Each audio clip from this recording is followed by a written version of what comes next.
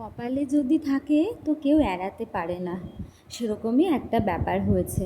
বেশ কিছুদিন বাদেই গেছিলাম কাকিমাদের বাড়িতে।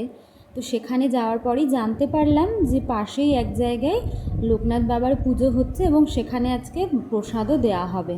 শোনা মাত্রই সবাই মিলে রেডি হয়ে চলে গেলাম ভগবানকে দেখতে আর প্রসাদ নিতে। খুব সুন্দর করে ওখানে সাজিয়েছিল, লাইটিং করা ছিল। এখানে এটা হচ্ছে কি না মন্দির লোকনাথ বাবার। তো সেখানে গিয়েই ঠাকুরকে নমস্কার করে চলে গেছিলাম প্রসাদ নিতে। আমি, কাকিমা, রিঙ্কুদি আর ওর ছেলে। এই হচ্ছে মূর্তি, শুভ্র কালারের, একদম সাদা, খুব মনটা ভালো করে দেওয়ার মতো। তো নমস্কার করেই বসে পড়েছিলাম। পাশেই যে প্রসাদ নেওয়ার ব্যবস্থা করা হয়েছিল প্যান্ডেলে, সেখানেই বেশ কিছুটা জায়গা জুড়েই প্যান্ডেল করা ছিল আর ফ্যানও ছিল পর্যাপ্ত পরিমাণে। গত বছর এখানেই রিঙ্কুদিরা গিয়ে ভিড়ের জন্য ঠিকমতো প্রসাদটা নিতে পেরেছিল না। তো আমরা এবছর আগেই গেছিলাম যে ভিড়টা যাতে এড়াতে পারি।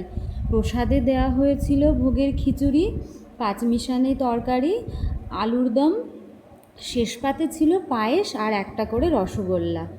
ভোগের খিচুড়ির স্বাদ নিয়ে তো আলাদা করে কিছুই বলবো না, সবাই তোমরা জানো আর দেখেও বুঝতে পারছো যে কেমন কি হয়েছিল। শান্তি ভরে খেয়েছিলাম আর এটাই বাবার কাছে প্রার্থনা করেছিলাম যে তুমি যে যেখানে আছে সবাইকে ভালো রাখো, সুস্থ রাখো, আর যেন সুস্থ থাকি সারাটা বছর। আগামী বছর যেন আবার তোমার এখানে এসে তোমার এই প্রসাদ নিতে পারি। সবাই খুব ভালো থাকবেন।